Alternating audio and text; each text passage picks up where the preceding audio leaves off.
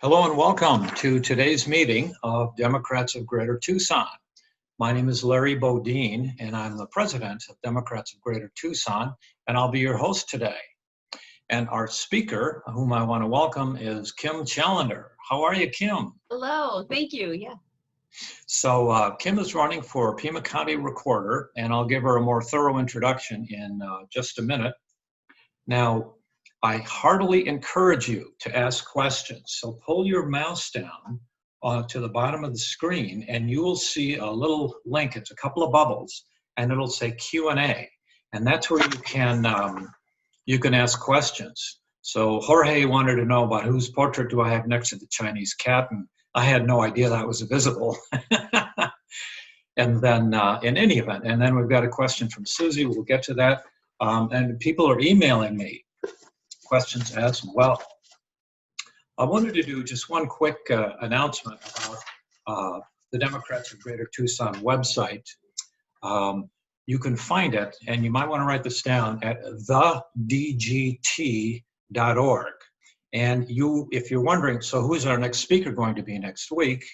And if you go to the events section, you have to scroll down the page. You'll see the next speaker. Andrea D'Alessandro, who I believe is running for Arizona House, is our next speaker.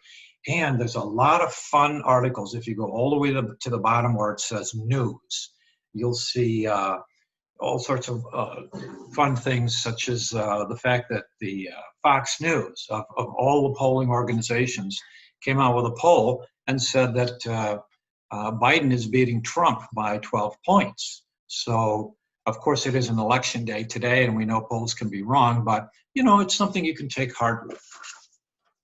And so with that, let's get our program started. So today, as I mentioned, Kim is running for Pima County Recorder. She'll explain what that is. Kim is currently the Assistant Deputy Chief of the Pima County Recorder's Office, and she's worked alongside retiring Recorder F. Ann Rodriguez over 5 years. And Kim has managed various aspects of more than 14 elections. She's got an MBA and is a certified elections officer in the state of Arizona. And she's got 30 years experience and expertise working in both the public and private sectors. And today, Kim has said that she will talk about what inspired her to run for office, the cybersecurity threat to our elections, and personnel development, outreach, and her plans for improved voter engagement. And with that, Kim, take it away. All right, well, thank you so much, Larry. I've got a PowerPoint, so I thought I'd put that up and we'll see how it goes. Okay, as Larry said, why am I running for Pima County Recorder? The introduction was great. I am the Assistant Chief Deputy at the Recorder's Office. Why I'm running? Well, one reason I'm running is because I truly believe that the voters of Pima County need an experienced leader and someone who knows the process, knows what goes on in the Recorder's Office. And that's something that I have. And I also have outside experience also. I'm trying to get my screen right so my eyes are wandering all over the place. But that's why I'm running, is because I believe that. Now, a little backstory, my dad ran for office. He was the first person that I ever voted for, and he ran for school board. So it's really in my family. He's also, he was in union and union representative, and he's just been a big influence in my life. You know, when he was 18 years old, he was drafted into the Army and to Vietnam, and he earned two Purple Hearts and a gold Silver Star, and he wasn't able to vote. 18-year-olds weren't able to vote back in 1967. So he really instilled in me the importance of voting and what it means to vote. You know, he couldn't vote for the leader to put him in that position. And so that's one of the reasons. I also have a a brother with Down syndrome, and my father always said you need to be his voice because he'll never have a voice when it comes to voting, and think all these issues affect people outside of in our community, but outside our outside the people who are able to actually vote. So I believe there's a lot of voter suppression. I know there's a lot of voter suppression out there, and I definitely want to combat that. Voter engagement is a huge part of my campaign, something that I believe we need to do more of. And again, I have the experience to make sure that happens. What I always like to start out with is in anything is kind of explaining what the functions of the recorder's office are, because a lot of people don't actually realize what the recorder's office does and how important it is and how many different tasks, essential tasks, are part of this office. So we do voter registration. Everybody knows that that's one of the functions, one of the main functions. But that also means securing the database, making sure that voter registrations are accurately put in the system, and a huge amount of follow-up. So we've had voter registration forms that have a first name and a phone number. So it's exciting when the office can actually make that voter registration happen. So we receive all kinds of different issues with ID, for citizen issues. It's a constant follow-up. It's a constant making sure that everyone is registered to vote, and making sure that all those registrations are accurate, they're secure, and in the database properly. And then, of course, with voter registration is also all the phone calls, all the follow, and the follow-up includes phone calls and emails if we have an email, and it includes texting, whatever it takes to get that voter registration active, so that person can actually vote. Now, the second thing that we do is early voting, and early voting, of course, starts 28 days before the election. And the state of Arizona is there's only a few states that allow this to happen, and it's awesome. We have 3 main offices that are open, and then we open up voter locations around the county. And to do that, that's a whole system in itself, in making sure that the supplies are there and that we have everyone manned and trained properly to run those sites, and that they're accessible to everyone, and they're ADA compliant. And so there's a whole series of events that have to happen to make that process work, early voting. Not to mention mailing out the ballots and then processing all of the ballots that come in, and dealing with observers, and dealing with the parties, dealing with not only those 2 particular lawyers that come in, congressional lawyers that come in that want to know exactly why we're following up with individuals. We're trying to fix their early ballots. Like, we don't like the signature, we don't like they didn't sign, or there's a million different reasons that we have to follow up with the voters when we're in the early voting process. My job was to monitor the early voting sites. That was the main purpose. And then taking the phone calls and helping the people who are out there give the best customer experience possible. And I will keep that system going and improve on. I'd like to see more voting. I will add more voting locations to the early voting sites, because I think there's a lot of areas in town that also need representation early on. And the hours, we need to change the hours a little bit so more people can vote. People don't just work 8 to 5 Monday through Friday. So that's part of the things I want to change, or part of the things I want to improve upon. Also, the third function of the recorder's office is document recording. Most of the recordings that we do are land transactions.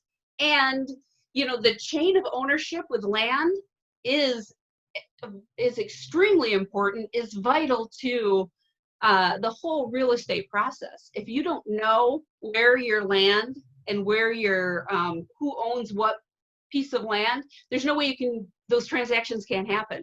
So that is an extremely important part. And within that, you have to redact Social Security. You have to make sure that all the information going out and into the public is safe and secure. So those are the functions. We do about 200,000 documents, by the way, per year in the document recording portion of the end. We actually make money in that part of the office. It's about $6 million is what the budget is for that particular, or that revenue, I should say, for that particular area. I'm super proud of other things that I've done, like cybersecurity has always been a huge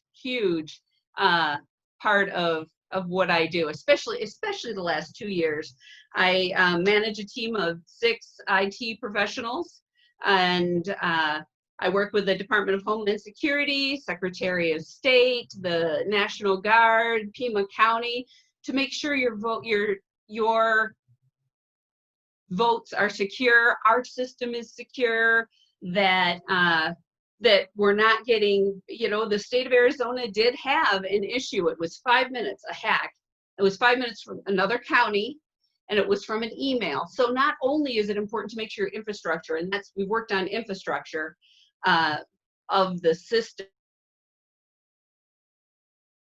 but also continually training employees, because unfortunately the hackers get more sophisticated as they go. And people, it's system and people that we have to make sure are educated, are trained, is secure. And that's something that I'm proud, and I'll keep continually improving the systems. I think one of the worst phrases that you hear is end of life, EOL. When you hear end of life in our office, you just go, ah. But it's something you need to manage, something you need to understand, something you got to plan out. It's a strategic plan for the future that you have to know how to manage. Another thing is, of course, the office development, you know, the outreach. The office hired a communications person, and I was doing part of that, so I was able to train her and help her get started with press releases and all the outreach. She's doing a great job. We can improve on that. We have 2 outreach coordinators that I think that are right now are about 80% voter registration and 15 to 20% outreach.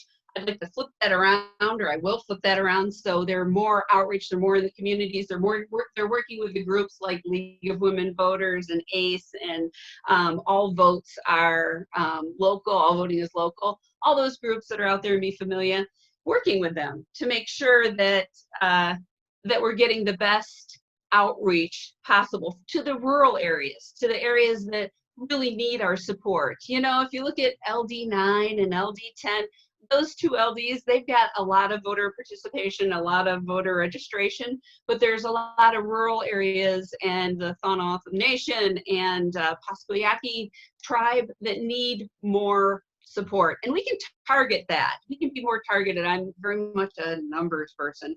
So we can target those areas and make sure that we're focusing on whose voices need to be heard, and how to get to those voices, and how to make them understand how important voting is, and how passionate, you know, share the passion and make sure that they're out there voting. So and I'll set up, you know, additional early voting sites, all of this, and make sure that there's a lot more elections training going on. All of this is office development and outreach that I will absolutely increase as your next recorder. We also need to fight voter suppression, and let me move along here. I did this morning because I was so angry. This post right here, rigged 2020 election, millions of Mail-in ballots will be printed by foreign countries, and that was a couple hours ago from the President of the United States. We need to make sure that the outreach is there, that we're telling people that this isn't the case, that especially Pima County is safe, is secure, has congressional lawyers who come out and check our processes. They're good, they're safe, they're secure. And I promise I'll make sure that continues as your next recorder. There's other things in here too from the Pima County Republican Party, and there's just a lot of things that are thrown at you from all different areas and all different sections of the community that are absolutely voter suppression, and we need to fight that. And I'll introduce new bills to increase voter access also, and those are my plans for the future. I really do believe that experience matters, that each function of the recorder's office, like voter registration to voting, mail-in ballots, signature verification, budgeting, hiring, document recording, all of those are so important. But the most important thing is to protect your vote. And I'm the qualified candidate to do that, and I want to do that. I want to move this office forward and increase voter participation. And those are my goals. That's what I want to do. So I guess I'll stop sharing my screen, and I guess there's going to be some questions. I'm excited. Yes, ma'am. We do have some questions for you. Alex Richardson sent an email in advance, and he inquired, what is the curing process for a ballot?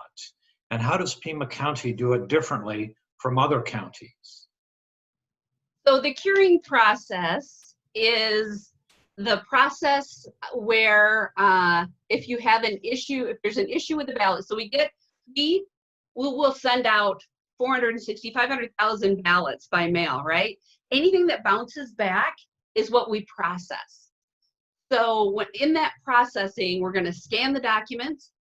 We're going to scan the affidavits, I should say. Once those are scanned in, if there's an issue, if there's no signature, when we're doing the signature verification process, if that process is, we're unable to verify that signature, we will call the voter. We will do whatever we can do to cure.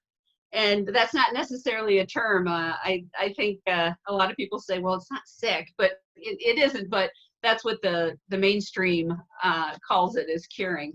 So we'll do everything in our power, including texting. We didn't have texting for a long time, but then I looked at the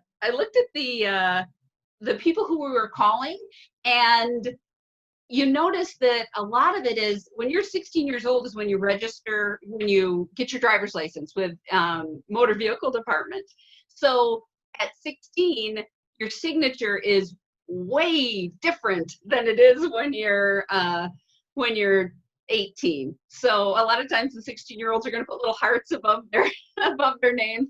Well, you grow up, you change your signature, you get busy. So those signatures have to be changed. So that texting program really works well for those voters. They will answer a text before they will answer a phone call.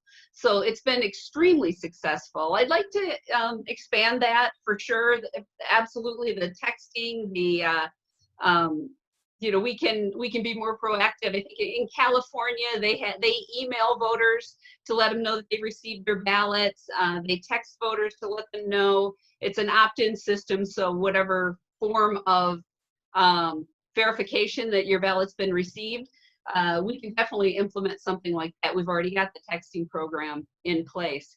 So that's curing is what that is. And again, Pima County was the first one to start texting the voters, and it went statewide. We actually had to change the texting program because everything slows down now because the free texting program is being used so much. So that's what curing is. It's just making sure that ballot counts. And that goes all the way up to election day. And then Pima County also, a lot of ballots come in on election day, and those ballots are early ballots at the polling locations, are dropped off. Those particular ballots also need to be signature verified. Maricopa County, prior to, I think in 18, none of those ballots would be cured. And that was a major issue. Pima County's been curing those ballots from day one. You know, there's a due process. You need to be able to make sure that those ballots are good. And just because you drop it off on election day, you should still have that same ability. It's less than 2% of the ballots, the affidavits that have an issue with signatures, but still those voters, and that's something that's been super strong with FN Rodriguez, those voters need to have a voice. And so that's the curing process. I don't know if that's what we do. And it's an intricate part of the ballot by mail and the election process. All right, thank you for that. Maureen has a question. She asks, the recorder oversees a budget of $6.6 million, as you mentioned. What financial experience do you bring to administer a budget of this magnitude? I have managed budgets up to about $17.5 million. So the $6.5 million budget is a smaller budget, but my $17.5 million budgets were based on sales. It was in the corporate world, so it was based on sales and then projected sales. So working now for the last 6 years on budgets that are focused in the public sector, it's a completely different type of budgeting, and it's much more focused on customer service, on supplies, on people, on all of the portions of the office that service the public. So it's a little different focus, and it's fun. It's great. I've done accounts. I know the budgeting process from accounts receivable, accounts payable, working on contracts, working with procurement, all those things. I do have an MBA, and every budget's different too. That's the other thing. You know, when you're basing everything on sales, you do a sales increase of 15%, whatever. This budget is based on your elections. How many elections are you going to have? Are you going to have a special election that you didn't necessarily foresee? So all of that has to be looked at, and you're doing a budget basically a year and a half before it goes into, about a year before it goes into effect. So you really have to, there's a ton more planning involved and more strategy involved. And you really have to know what's going on in the community to be able to really focus on the budget, the budgeting, the needs of the community.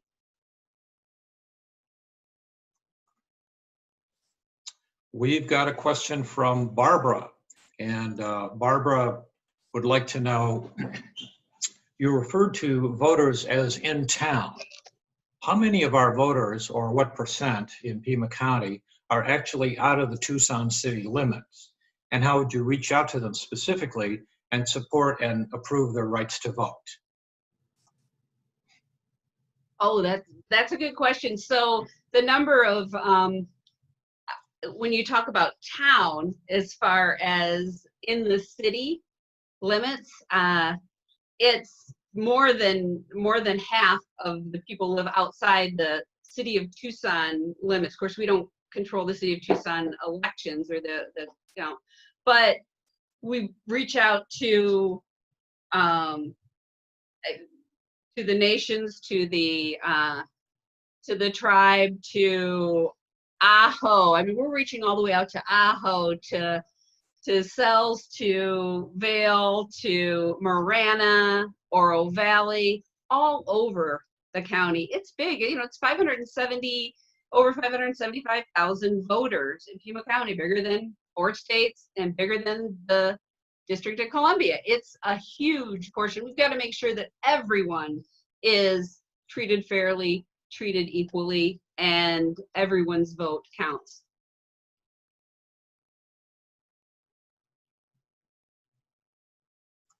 All right, thanks for that. Follow-up question here from Alex earlier, who says, could you talk about voting locations on the Pascua Yaqui Nation? That's apparently become an issue in this race. It has. So in 2018, the early voting site was at the radio station and on the Pascua Yaqui tribal lands. And that particular voting location was not secure, was not safe. We had just a handful of people voting at that location. We worked with the tribe to see if we could find another location. It wasn't possible. I wasn't actually in the talks, so I don't know exactly what, and I'm not going to speak for Fan Rodriguez as far as what happened, but that was definitely, the main thing was it was just not a secure location. So it was moved to the Mission Road Library as an area or a location. Now, there needs to be presence at the Pascua Yaqui on the tribe. I did look up the numbers. They just had an election in June, the beginning of June, and they have a little over 16,500, I think, is about how many voters they have. And of those voters, I think it was 16%, a little under 16% actually voted. So there are issues, but they did have 4 other locations. And what I look at is, because I'm a numbers person, I look at the fact that there's a new Pascua, and then there's the old area. I think we need to make sure that we're opening something in both locations, better than where we were. But there's the casino has a location, and then also the old Pascua, which is at Grant and the Freeway area. Both those locations had good voter turnout. So we need to focus on getting locations, some sort of early voting in those locations. So they can early vote. That is not an issue as far as early voting. Pascua Yaqui were not stopped from voting early if they were ballot by mail, that kind of thing. It was just the fact that that location was just not safe, not secure, so it was moved.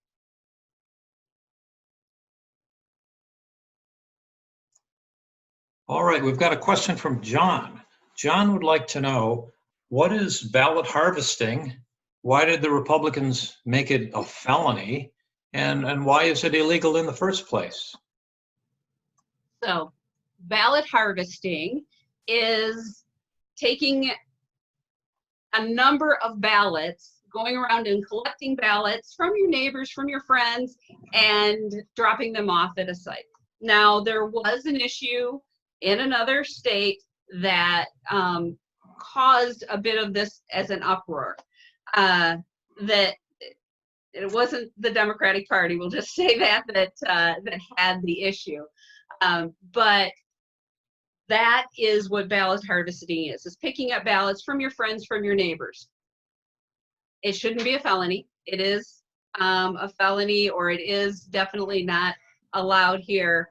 Even though if you read the article, there was an article in the Daily Star talking from the Republican chair saying that it's still happening, which why he's not reporting it, I'm not sure if it's still happening. But anyway, I think those restrictions should be lifted for sure, because if you are in a rural area, if you are out, let's say on the Fauna Nation, there's a lot of people who don't have cars or transportation to get into the city. So dropping off ballots, we still have a secure measure of verifying the ballots. We're still going to check the signature. If the signature doesn't match, we're going to go through the cure process. There are checks and balances in place I start talking really loud when I get excited, and this is something I'm getting excited about. But there's checks and balances in place. There's no reason that people can't drop off their neighbor's ballot or their grandmother's ballot or their sister's or their brother's ballot.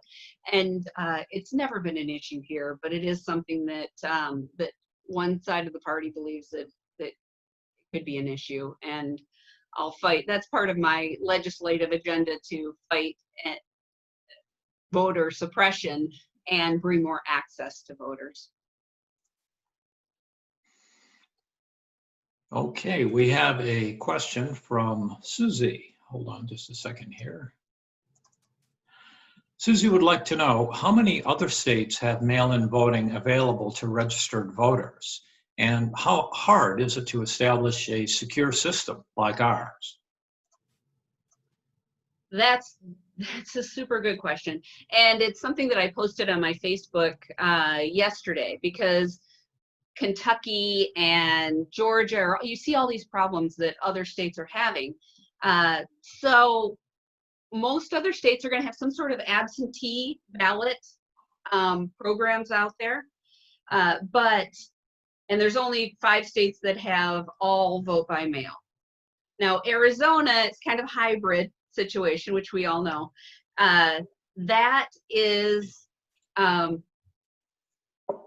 we also have 80% of our votes are cast by early ballot or by ballot by mail, right? So that process has grown over the years. So in 2007 is when the permanent early voting list came into existence. And that's, of course, we had Governor Napolitano, and who I'm still upset that she left us, but that's another story for another time. And Terry Goddard was our Attorney General.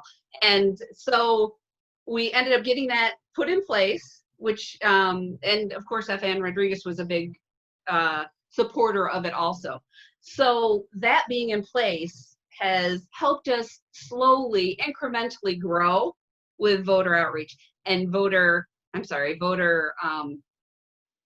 vote by mail. So it's a big, intricate process. When you talk, we're mailing out 900,000 ballots this year, and then what bounces back, we have to process. It's a big process. So I am concerned for other states. I am not concerned for Pima County. We could increase to 100%, at 80%, increase to 100% without a hiccup. But other counties or other states they're going to see some hiccups. You're going to see some growing pains with that. And thank goodness they're reaching out to states that do it all the time. And hopefully there won't be too many issues, but it's a huge process. It's a well-oiled machine and with a lot of moving parts. All right, we've got another question here from Betsy. Betsy would like to know, what can you as the recorder do to advocate for universal mail-in voting? Should an issue like COVID-19 crop up again, which it certainly is going to do later in the year? Well, I'd like to think that that it's going to crop up later in the year, but it's not later in the year. It's cropping up now. We are not on a downward trend in any way, shape, or form. And I am a huge advocate for all vote by mail. Now, when I say all vote by mail, what I'm saying in that is that I think the counties should be able to decide if their county is able to do the all vote by mail. Every county is different, and boy, we've got a lot of different counties. We've got one county that Greenlee has like 5,000, 6,000 voters, very, very small. Other counties have, one county has a great big hole in the middle of it, right? The Grand Canyon. So they have different needs, different issues that they have to deal with. So I think the county should be able to decide on the all vote by mail option. And I would love to see the governor do an executive order, as we saw in California, where it's an all vote by mail because of the COVID issues that are in place right now.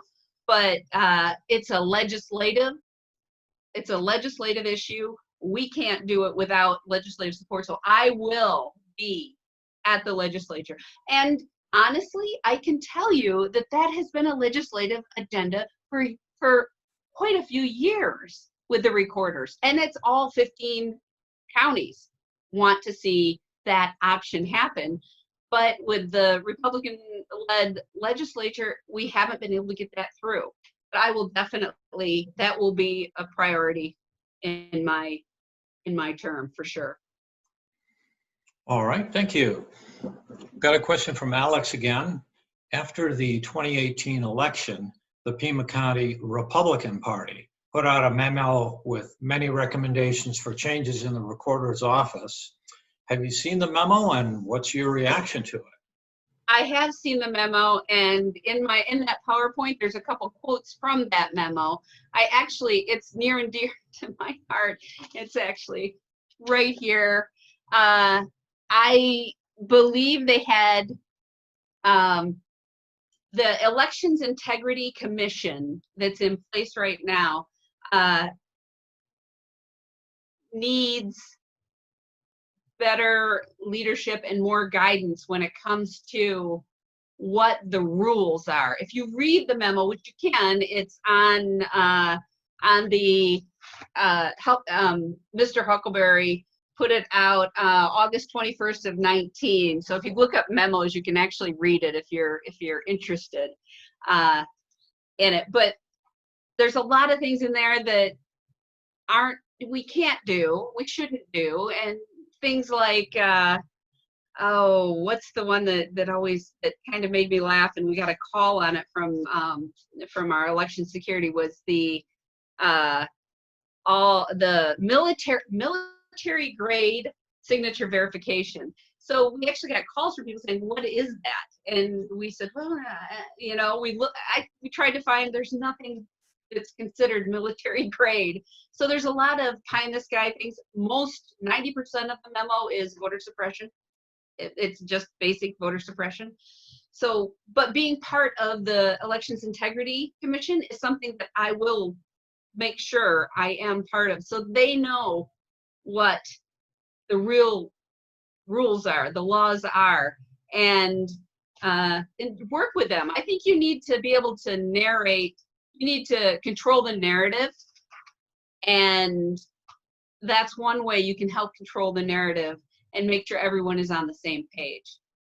And then again, of course, voter outreach is my other big thing, because the narrative is a platform for the Republican Party. A lot of that narrative of voter fraud, all that, and of other countries mailing out ballots, all those things are, those are things that are just spaghetti. They're trying to make something stick to the wall, and we have to combat that. I saw it in the clean elections. I was part of the focus groups behind the scenes for the clean elections, and behind the mirror, the two-way mirror. And my goodness, there were so many people who basically self-disenfranchised. They were like, well, no, we didn't vote because we were confused. We didn't know who to vote for. And it was universal. And it's just something that outreach is so, so, so important right now.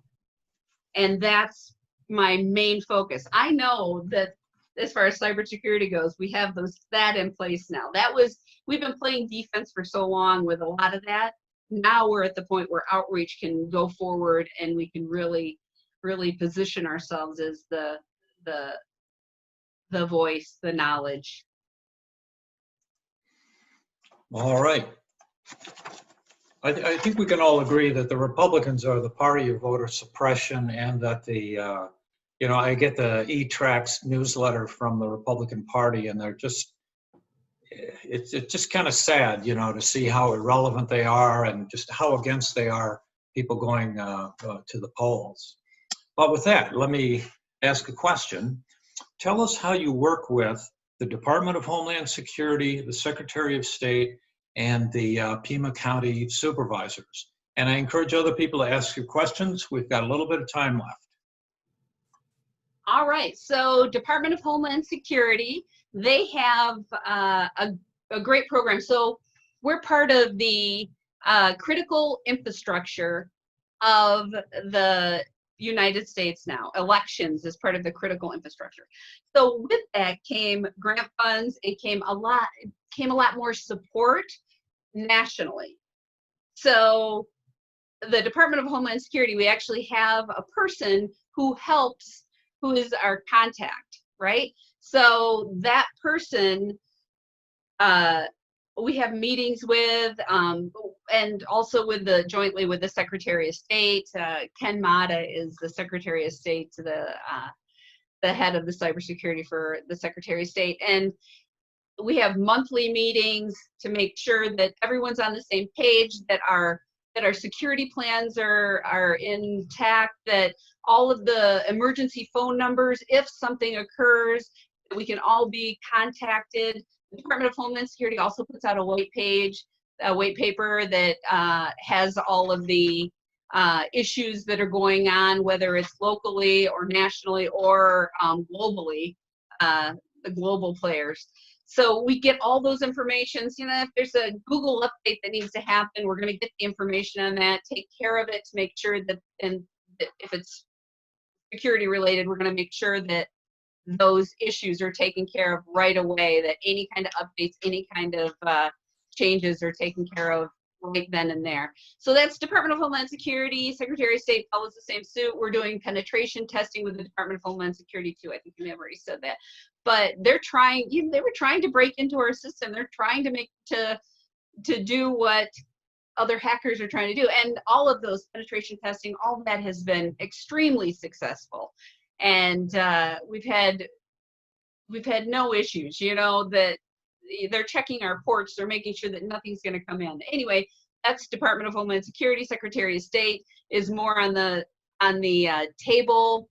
They're called tabletop exercises. So we're playing out scenarios. If this happens, what do you do here? What do you do there? All of those scenarios we can bring back and put into our plans, our security plans.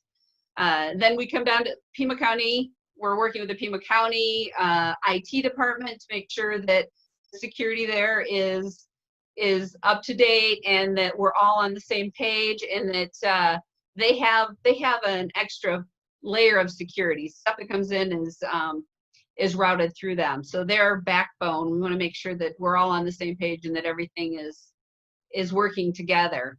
And then we're working with other agencies too around the county that are first responder type agencies. So that's kind of a broad idea of what we do or what is going on. All right, thank you. We've got a question from Susie, and I just want to urge everybody, if you have a question, now's the time to ask it, and we'll get the question over to Kim. Susie would like to know about the election board. Who determines which individuals are on the election board, and how are the members selected? So we currently don't work. The department, we are not required, we being the recorder's office is not required to work with the elections board. So on that note, it is representatives from the Republicans. I believe it's two from the Democratic Party, and then the Department of Elections, I believe, is the one that kind of chairs that. But I haven't been involved in it. We haven't been a voice in that, and we're not required to be a voice there. I just think that we need to be present and need to make sure that they understand the law, because we know the laws. That's the thing, is we know the big portion, 80% of the people are voting early and are voting by mail. Though that particular section of laws and policies and procedures are just not being represented there.